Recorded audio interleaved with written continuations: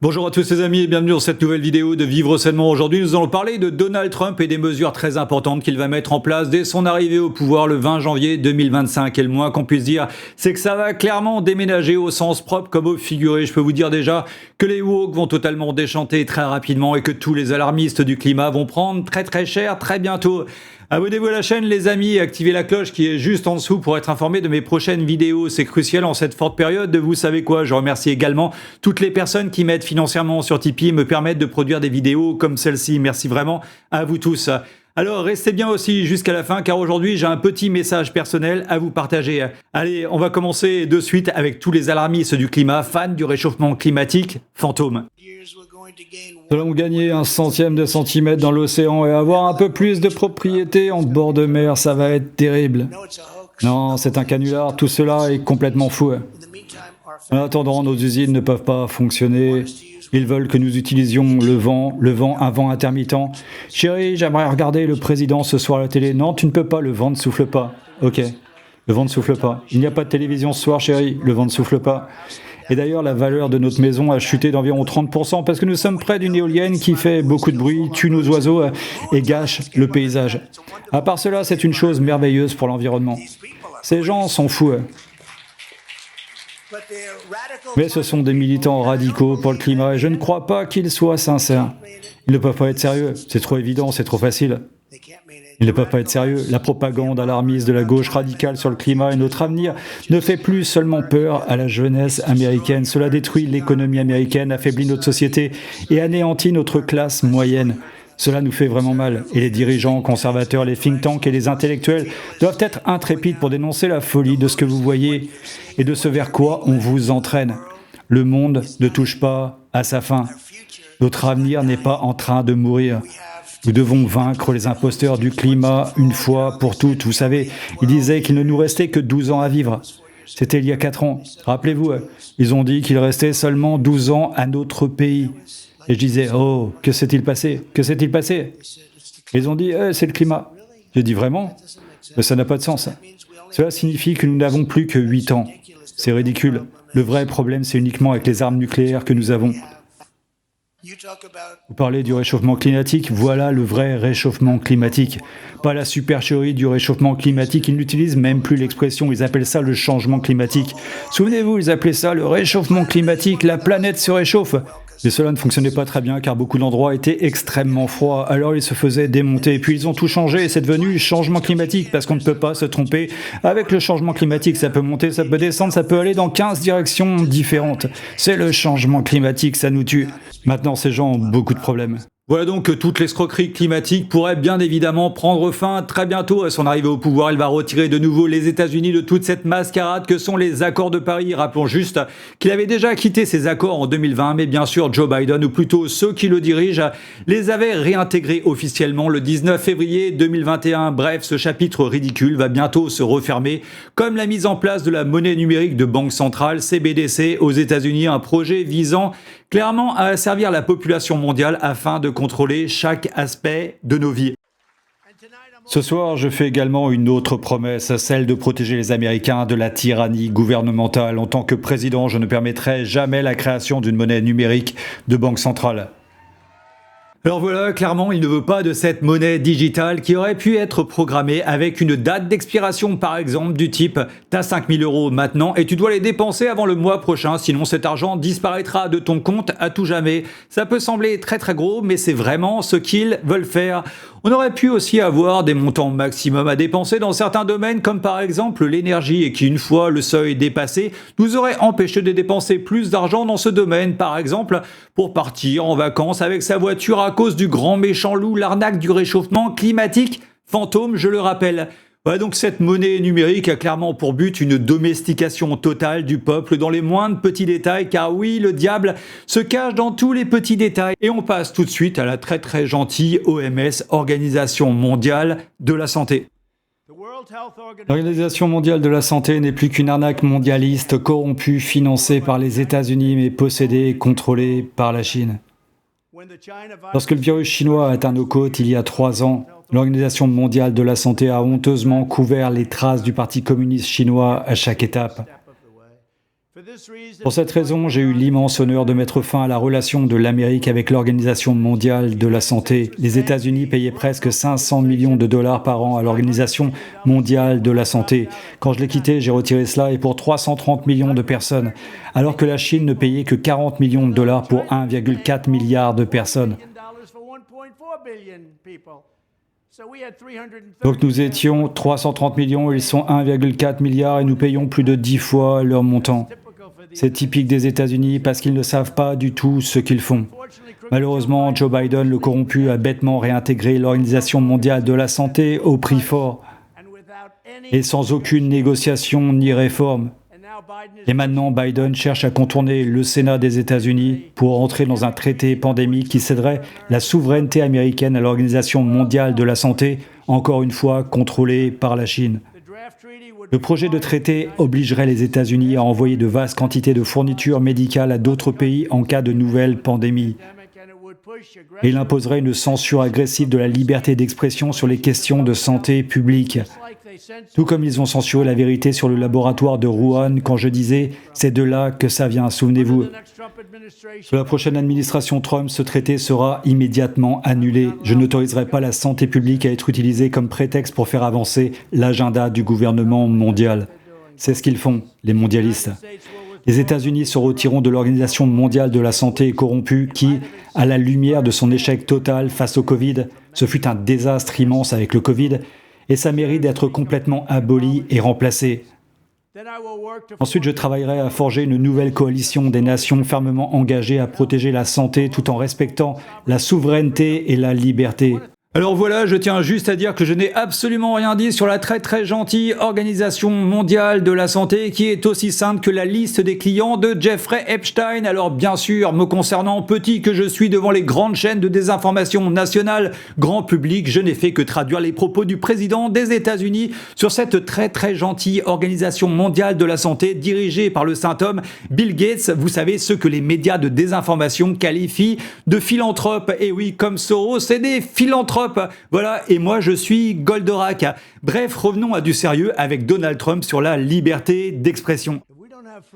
Si nous n'avons pas la liberté d'expression, alors nous n'avons tout simplement pas un pays libre. C'est aussi simple que ça.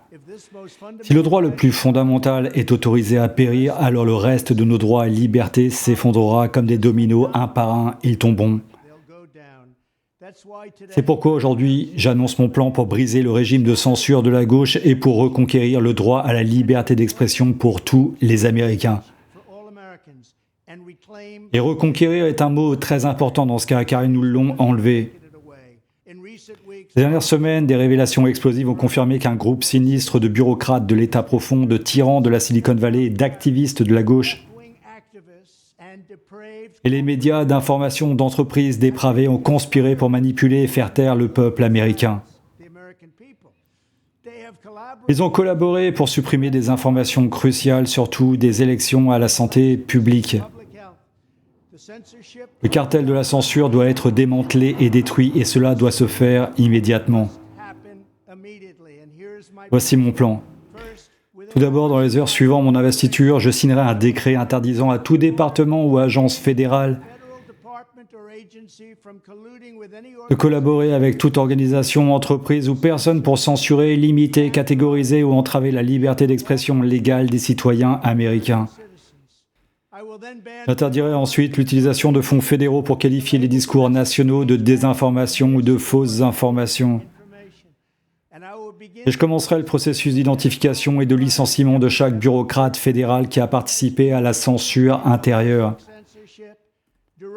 Directement ou indirectement, qu'il s'agisse du département de la sécurité intérieure, du département de la santé et des services sociaux, du FBI, du DOJ, peu importe qui ils sont. Deuxièmement, j'ordonnerai au ministère de la Justice d'enquêter sur toutes les parties impliquées dans le nouveau régime de la censure en ligne,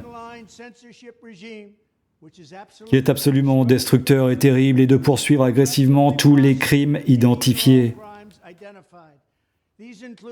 Cela inclut d'éventuelles violations des lois fédérales sur les droits civils, des lois sur le financement des campagnes, des lois électorales fédérales, des lois sur les valeurs mobilières et des lois antitrust, ainsi que la loi Hatch, et une multitude d'autres infractions potentielles criminelles, civiles, réglementaires et constitutionnelles. Pour soutenir ces efforts, j'exhorte les républicains de la Chambre à envoyer immédiatement des lettres de préservation. Et nous devons le faire dès maintenant pour l'administration Biden, la campagne Biden, et à chaque géant de la technologie de la Silicon Valley de ne pas détruire les preuves de censure. Troisièmement, lors de mon investiture en tant que président, je demanderai au Congrès d'envoyer un projet de loi à mon bureau révisant la section 230 pour sortir les grandes plateformes en ligne du business de la censure. Désormais, les plateformes numériques ne devraient bénéficier de la protection d'immunité en vertu de la section 230 que si elles respectent des normes élevées de neutralité, de transparence, d'équité et de non-discrimination. Nous devrions exiger de ces plateformes qu'elles intensifient leurs efforts pour supprimer les contenus illégaux tels que l'exploitation des enfants et la promotion du terrorisme tout en réduisant considérablement leur pouvoir de restreindre arbitrairement la liberté d'expression légale. Quatrièmement, nous devrions démanteler toute l'industrie toxique de la censure qui s'est développée sous le faux prétexte de lutter contre les soi-disant mythes et désinformations. Le gouvernement fédéral devrait immédiatement cesser de financer toutes les organisations à but non lucratif et les programmes académiques qui soutiennent ce projet autoritaire. Si une université américaine est découverte ayant participé à des activités de censure ou d'ingérence électorale par le passé, comme signaler du contenu sur les réseaux sociaux pour suppression ou mise sur liste noire, ces universités devraient perdre les fonds fédéraux pour la recherche et le soutien aux prêts étudiants fédéraux pendant une période de 5 ans, voire plus. Nous devrions également adopter de nouvelles lois établissant des sanctions pénales claires pour les bureaucrates fédéraux qui s'associent avec des entités privées pour contourner la Constitution et priver les Américains de leurs droits du 1er, 4e et 5e amendement. En d'autres termes, les priver de leur vote. Et une fois que vous perdez ces élections, et une fois que vous perdez vos frontières comme nous l'avons fait, vous n'avez plus de pays. De plus, pour faire face aux problèmes de grandes plateformes infiltrées par des légions d'anciens membres de l'État profond et d'agents du renseignement, il devrait y avoir une période de 7 ans avant qu'un employé du FBI, de la CIA, de la NSA, du DNI, du DHS ou du DOD soit autorisé à prendre un emploi dans une entreprise possédant de vastes quantités de données d'utilisateurs américains. Cinquièmement, il est enfin temps pour le Congrès d'adopter une charte des droits numériques. Cela devrait inclure un droit à une procédure régulière numérique. En d'autres termes, les responsables gouvernementaux devraient avoir besoin d'une ordonnance judiciaire pour retirer du contenu en ligne et non envoyer des demandes d'informations comme le faisait le FBI avec Twitter. De plus, lorsque les utilisateurs de grandes plateformes en ligne voient leur contenu ou leur compte supprimé, ralenti, banni de manière discrète ou autrement restreint, peu importe le nom utilisé, ils devraient avoir le droit d'être informés que cela se produit, le droit à une explication précise de la raison et le droit à un recours en temps opportun. De plus, tous les utilisateurs de plus de 18 ans devraient avoir le droit de se retirer entièrement du contenu, de la modération et de la curation et de recevoir un flux d'informations non manipulées s'ils le souhaitent. La lutte pour la liberté d'expression est une question de victoire ou de mort pour l'Amérique et pour la survie de la civilisation occidentale elle-même. Quand je serai président, tout ce système pourri de censure et de contrôle de l'information sera arraché du système en général. Il ne restera rien en restaurant la liberté d'expression. Nous commencerons à reprendre notre démocratie et à sauver notre nation. Merci et que Dieu bénisse l'Amérique. Voilà, alors avis à toutes les plateformes de réseaux sociaux, tout ça, il est temps de remettre les pendules à l'heure, l'église au milieu du village, les points sur les i, les barres sur les t, de respecter nos constitutions françaises ou américaines qui prônent la liberté d'expression comme un droit fondamental de chaque citoyen. Et ouais, ce serait pas mal de le faire maintenant, sinon je pense que Donald Trump risque de s'en occuper et que des têtes risquent de tomber au sens propre comme au figuré. Alors attention, on passe maintenant à la mutilation des enfants. La folie sexiste de la gauche poussée à l'extrême sur nos enfants est un acte de maltraitance, c'est aussi simple que ça. Voici mon plan pour arrêter la mutilation chimique, physique et émotionnelle de nos jeunes. Le premier jour, je révoquerai les politiques cruelles de Joe Biden sur les soins dits d'affirmation du genre. C'est ridicule. Je signerai un nouveau décret qui ordonnera à toutes les agences fédérales de mettre fin à tous les programmes qui promeuvent le concept de transition sexuelle et de genre à tout âge. Je demanderai ensuite au Congrès d'empêcher définitivement l'utilisation de l'argent fédéral des contribuables pour promouvoir ou financer ces procédures et d'adopter une loi interdisant les mutilations sexuelles des enfants dans les 50 États. Cela ira très vite. En outre, je soutiendrai la création d'un droit d'action privée pour les victimes afin qu'elles poursuivent les médecins qui, de manière impardonnable, ont pratiqué ces procédures sur des enfants mineurs. Le ministère de la Justice va enquêter sur les grandes entreprises pharmaceutiques et les grands réseaux hospitaliers pour déterminer s'ils ont délibérément dissimulé les effets secondaires terribles à long terme des transitions sexuelles, afin de s'enrichir aux dépens de patients vulnérables, en l'occurrence très vulnérables. Je demanderai au Congrès d'adopter une loi établissant que les seuls genres reconnus par le gouvernement des États-Unis sont l'homme et la femme et ils sont attribués à la naissance.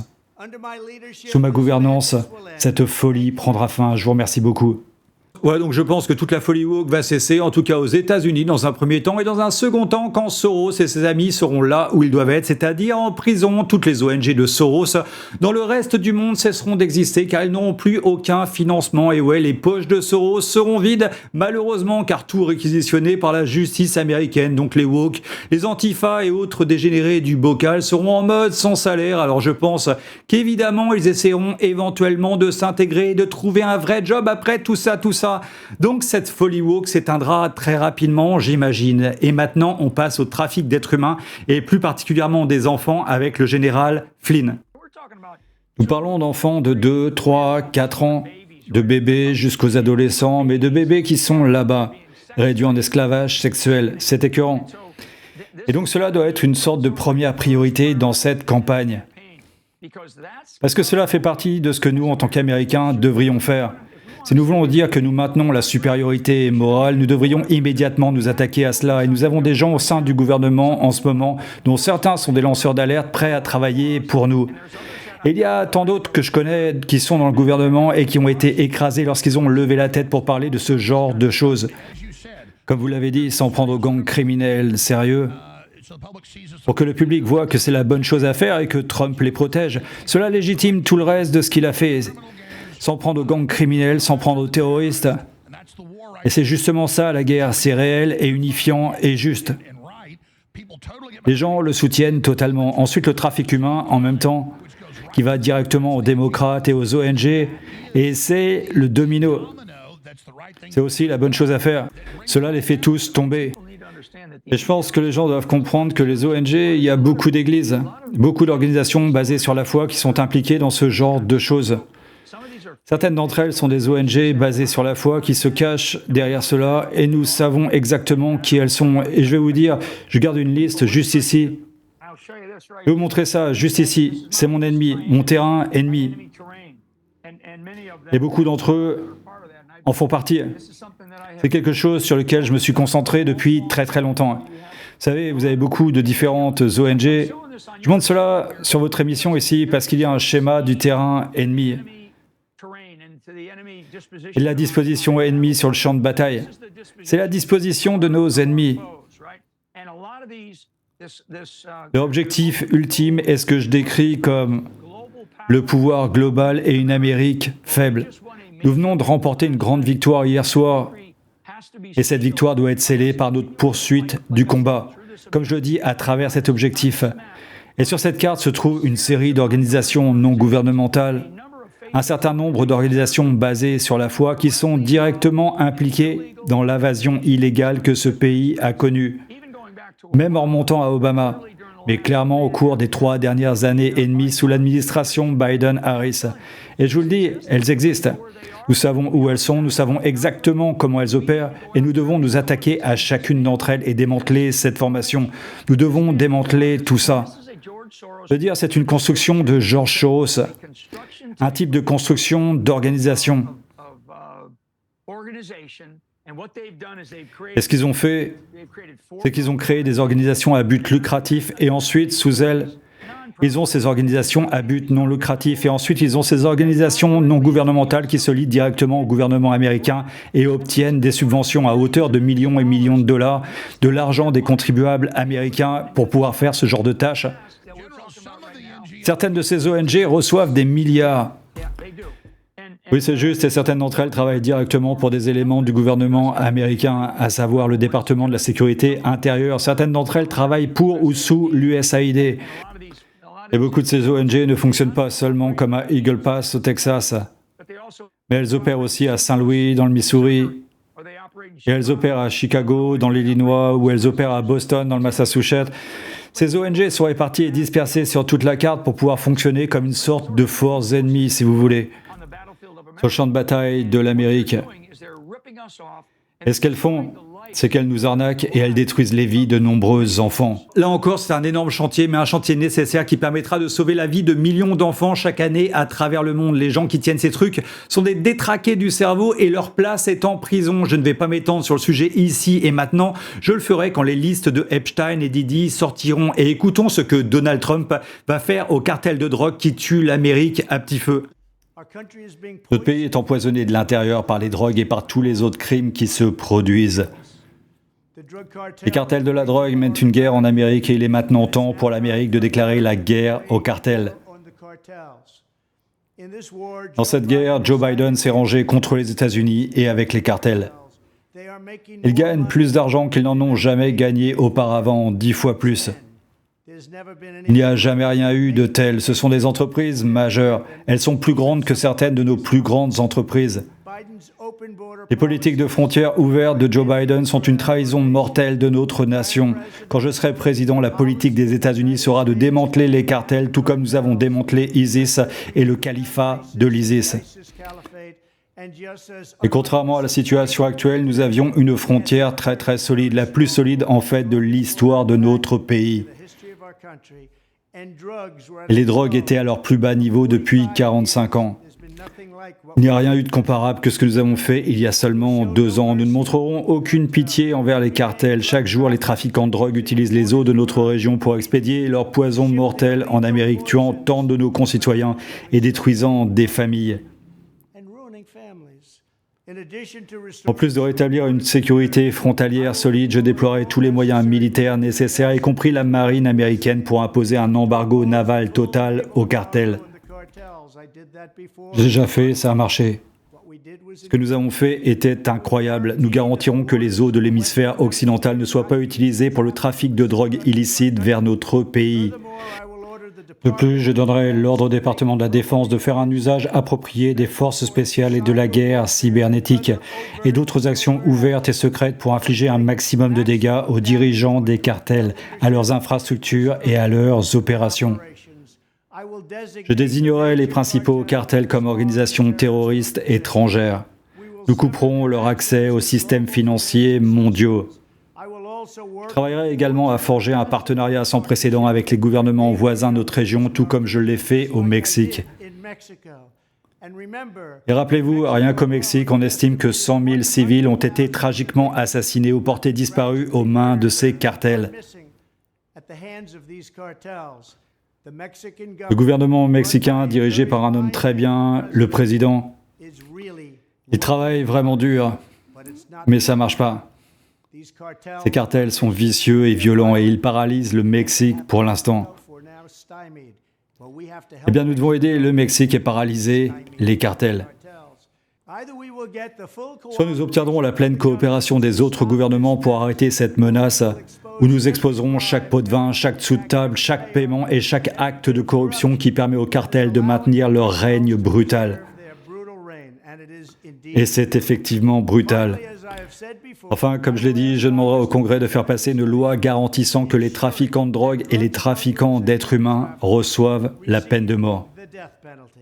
Les cartels de drogue et leurs alliés dans l'administration Biden ont le sang de millions de personnes sur les mains. Des millions et des millions de familles et de personnes sont en train d'être détruites. Quand je serai de retour à la Maison-Blanche, les barons de la drogue et les trafiquants impitoyables ne dormiront plus jamais sur leurs deux oreilles.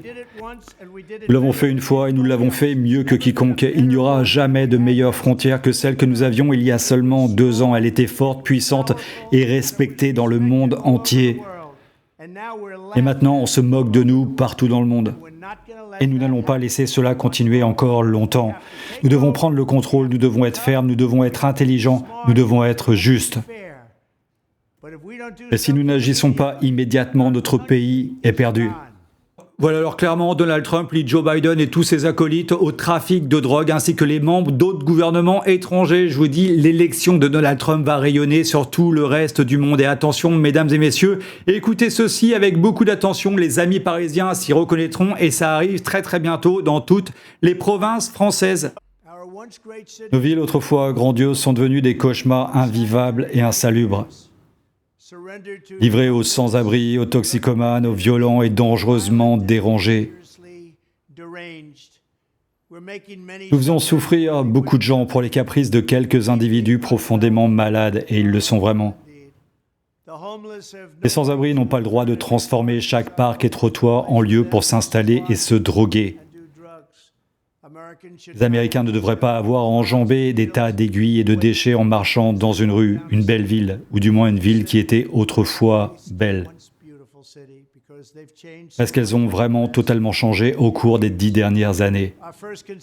Notre première préoccupation devrait être les droits et la sécurité des citoyens travailleurs et respectueux des lois qui font fonctionner notre société.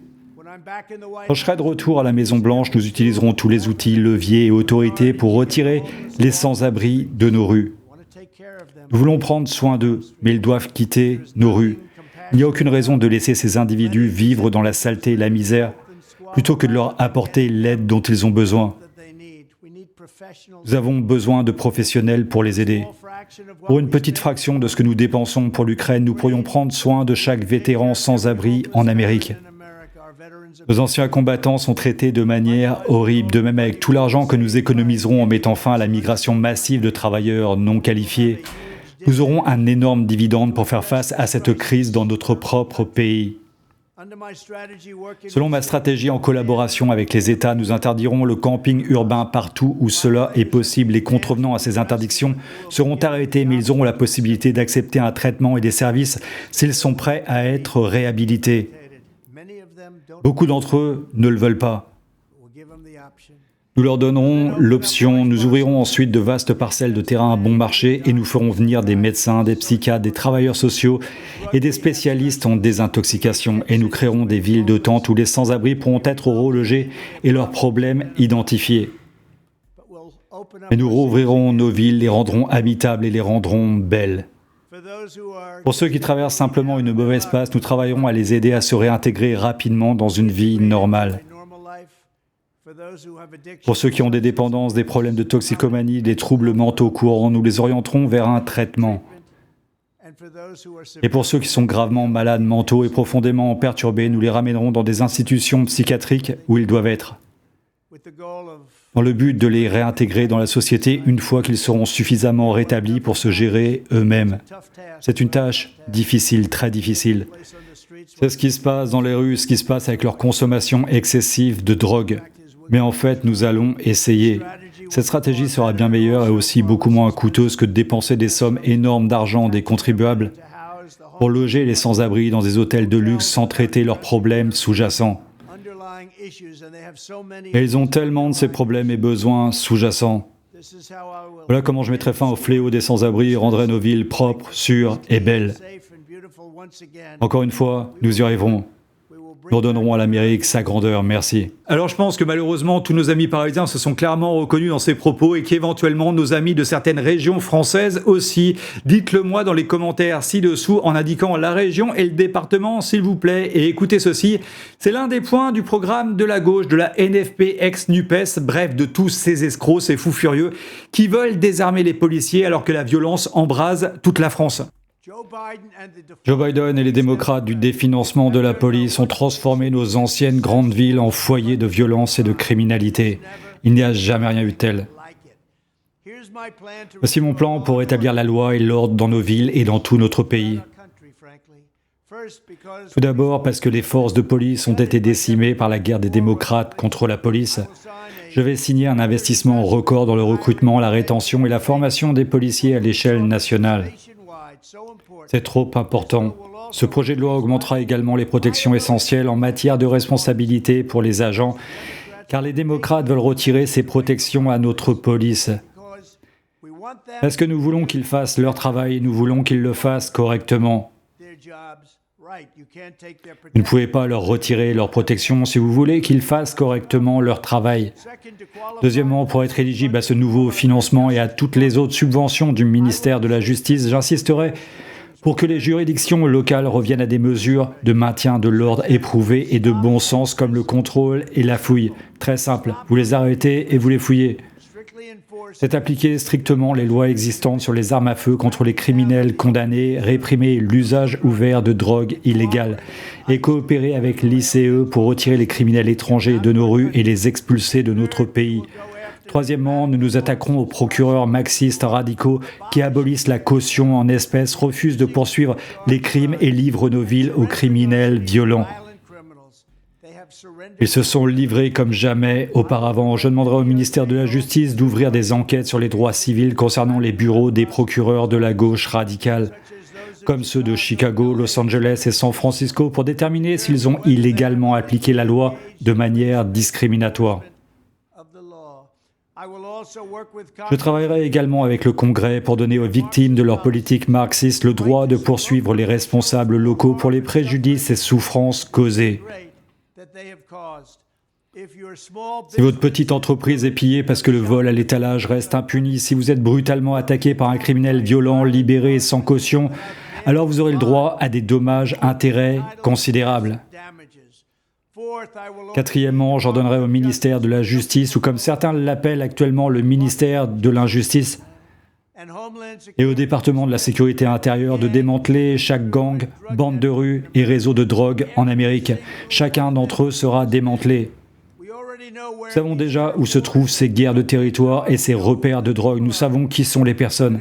Je vais les inculper et accuser les coupables de chaque crime que nous pourrons trouver. Nous serons justes, mais nous serons fermes. Nous avons également besoin de la peine de mort pour les trafiquants de drogue. C'est très important. J'ajouterai à cela les trafiquants d'êtres humains, les trafiquants de drogue et les trafiquants d'êtres humains. Ils recevront la peine de mort et vous verrez comment tout cela s'arrêtera rapidement. Cinquièmement, dans les villes où il y a eu un effondrement total de l'ordre public, où les droits fondamentaux de nos citoyens sont intolérablement violés, je n'hésiterai pas à envoyer les forces fédérales, y compris la garde nationale, jusqu'à ce que la sécurité soit rétablie. Si Nancy Pelosi avait accepté notre garde nationale ou nos soldats, vous n'auriez pas eu le 6 janvier. Mais elle et le maire de Washington ne l'ont pas fait. Sixièmement, nous mettrons fin à la prise de contrôle gauchiste de la discipline scolaire et de la justice pour mineurs. Beaucoup de ces voleurs de voitures criminelles ont 13, 14 et 15 ans. Je demanderai au département de l'éducation et de la justice de réviser les normes fédérales concernant la discipline des mineurs. Donc quand les jeunes en difficulté sont dehors et causent des problèmes, qu'ils sont dans les rues et qu'ils deviennent incontrôlables, nous y mettrons fin. Les conséquences seront rapides, certaines et sévères, et ils le seront. Septièmement, je protégerai le droit à l'autodéfense partout où il est menacé, et je signerai la réciprocité du port d'armes dissimulé. Votre deuxième amendement ne s'arrête pas à la frontière de l'État. De plus, je vais bien sûr sécuriser entièrement la frontière, augmenter considérablement l'application des lois à l'intérieur du pays et mener une guerre contre les cartels. Nous n'avons jamais eu une frontière aussi sécurisée qu'il y a seulement 2 ans, et maintenant notre frontière est la pire du monde, et peut-être de tous les temps. Il n'y a jamais eu de pays qui ait permis ce qui se passe actuellement aux États-Unis, où des millions de personnes traversent nos frontières. Ils viennent d'institutions psychiatriques, ils viennent des prisons, ils sont tous libérés pour pouvoir entrer aux États-Unis, et ils empoisonnent notre pays. Nous reprendrons également nos rues aux sans-abri, aux toxicomanes et aux malades mentaux. Je discuterai de ces plans en détail très bientôt. C'est ainsi que je rétablirai la sécurité publique en Amérique. Je tiens à vous remercier. Nous allons rendre à l'Amérique sa grandeur et nous allons rendre l'Amérique sûre à nouveau. Merci. Alors dites-moi mes amis, est-ce que c'est un programme de dictateur comme tous nos médias de désinformation veulent nous le présenter ou alors est-ce que c'est juste un programme de bon sens que tous les pays du monde devraient appliquer? Je vous laisse aussi répondre dans les commentaires ci-dessous. Certains diront oui, mais il est aussi pour le port d'armes et le droit à l'autodéfense. Et je dirais, est-ce que vous avez vu en France que des mamies se font violer chez elles par des détraqués? Elles font comment toutes ces petites mamies ou nous en tant que simples citoyens pour se protéger contre des détraqués? Si tu tires, que tu te défends, que tu touches un gars qui veut violer ta fille, c'est toi qui iras en prison. Elle est où la justice dans ce pays? Quelque chose ne tourne pas rond. Il y a des migrants qui ont violé des enfants, qui ont des OQTF et qui restent malgré tout dans notre pays. Si au moins ils allaient en prison dans notre pays, mais la justice ou l'injustice les remet en liberté directement. Voilà où on est. Nous faisons face à des gens très organisés, très riches et très dangereux qui nous gouvernent. Ces gens ne veulent pas notre bien ni le bien de nos enfants. Ce sont des criminels qui nous mettent dans la mouise, menacent nos vies et ne nous font plus rêver. Écoutez comment on devrait rêver par un vrai président. Générations précédentes d'Américains ont poursuivi de grands rêves et des projets audacieux qui semblaient autrefois absolument impossibles. Ils ont traversé un continent inexploré, construit de nouvelles villes dans des territoires sauvages. Ils ont transformé la vie américaine avec le réseau autoroutier inter-État. C'était magnifique. Et ils ont lancé un vaste réseau de satellites en orbite tout autour de la Terre. Mais aujourd'hui, notre pays a perdu son audace. Sous ma direction, nous le retrouverons de manière spectaculaire. Si vous regardez il y a seulement 3 ans, ce que nous faisions était impensable. Comme c'était bien, comme c'était formidable pour notre pays. Notre objectif sera un bond quantique dans le niveau de vie américain. C'est ce qui va se passer. Voici quelques-unes des façons dont nous pouvons le faire. Presque un tiers de la superficie des États-Unis appartient au gouvernement fédéral, avec seulement une très petite portion de cette terre, juste une fraction, 0,5%. Le croiriez-vous? Nous devrions organiser un concours pour créer jusqu'à 10 nouvelles villes et les attribuer aux meilleures propositions de développement. En d'autres termes, nous construirons à nouveau de nouvelles villes dans notre pays. Ces villes de la liberté rouvriront le territoire et raviveront l'imagination américaine et offriront à des centaines de milliers de jeunes et d'autres personnes, toutes des familles travailleuses, une nouvelle chance d'accéder à la propriété et en fait au rêve américain. Une autre grande opportunité se trouve dans le domaine des transports. Des dizaines de grandes entreprises aux États-Unis et en Chine se précipitent pour développer des véhicules à décollage et atterrissage verticaux pour les familles et les particuliers. Tout comme les États-Unis ont mené la révolution automobile au siècle dernier, je veux m'assurer que l'Amérique, et non la Chine, mène cette révolution de la mobilité aérienne. Ces percées peuvent transformer le commerce, apporter une immense infusion de richesse dans l'Amérique rurale et connecter les familles de notre pays de nouvelles manières. De même, grâce à notre initiative nationale de fabrication stratégique, qui va être très grande et très réussie, nous transformons les communautés oubliées en foyers industriels produisant les biens que nous n'apporterons plus de Chine. Nous lancerons également une grande initiative pour réduire le coût de la vie en mettant un accent particulier sur la réduction du coût d'une voiture neuve et de la construction d'une maison individuelle. Ce seront de belles maisons. Et je demanderai au Congrès de soutenir des primes de naissance pour les jeunes parents afin de lancer un nouveau baby-boom. Enfin, je défierai les gouverneurs des 50 États de se joindre à moi dans une grande campagne de modernisation et d'embellissement. En éliminant les bâtiments laids, en rénovant nos parcs et nos espaces publics, en rendant les villes et villages plus agréables à vivre, en garantissant un environnement immaculé et en construisant des monuments imposant l'honneur de nos véritables héros américains. Très important, je veillerai également à ce que tous ces nouveaux lieux soient sûrs. Nous aimons et chérissons nos policiers. Ils feront le travail comme il se doit. Il est temps de commencer à parler de grandeur pour notre pays. Encore une fois, j'améliorerai considérablement les conditions de vie et construirai un avenir qui unira notre pays grâce à l'enthousiasme, aux opportunités et au succès. Merci beaucoup. Alors voilà ce qui est pour moi un vrai président qui aime son pays et son peuple. C'est clairement pas Macron et j'espère aussi que ce sera le dernier président des États-Unis et que le monde très bientôt n'aura plus besoin d'aucun président. Chaque pays avec des présidents et des gouvernements est possiblement un pays corruptible. L'homme est corruptible, donc le pouvoir doit être décentralisé au maximum. Il se trouve que maintenant la technologie a rendu possible toute cette décentralisation de tous les pouvoirs. Je ferai une vidéo très bientôt sur le sujet et dites-moi ce que vous en pensez dans les commentaires ci-dessous de cette décentralisation. Voilà, cette vidéo est terminée pour aujourd'hui. Je vous aime très très fort les amis. Ensemble, on va tous y arriver. Je voulais également tous vous remercier pour tous vos messages toujours très très sympathiques sous mes vidéos.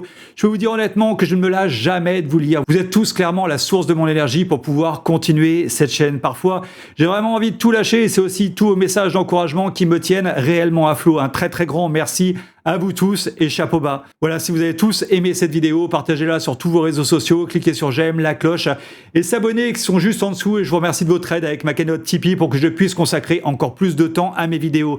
Merci vraiment à vous tous et à très bientôt pour une prochaine capsule sur Vivre Sainement.